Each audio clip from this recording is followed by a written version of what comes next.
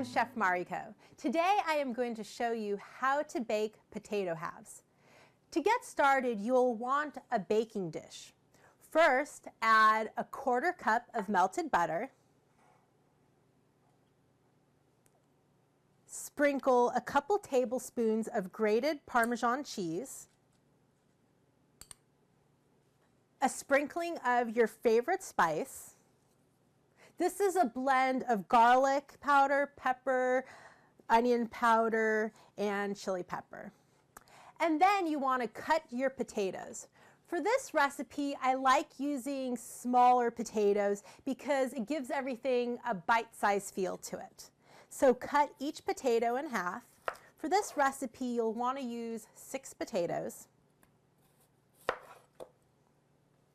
And I'm using red potatoes for this recipe because they bake up fast and they're absolutely delicious.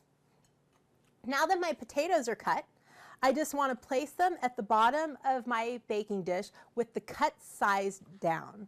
This will give the potatoes an opportunity to absorb all the butter and cheese, so they'll have a delicious flavor. Now I'm going to bake my potato halves in the oven at 400 degrees for 40 to 45 minutes until they're tender. While the potato halves are cooking, I'm going to make a little dip to serve them with. Here in a bowl, I have a 1/2 cup of sour cream. Then I'm going to get 4 green onions and slice them up to add.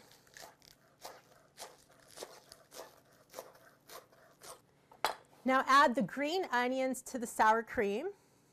Add a little bit of fresh ground pepper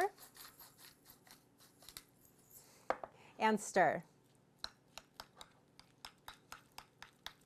To serve my potato halves, I'm going to put them on a serving plate.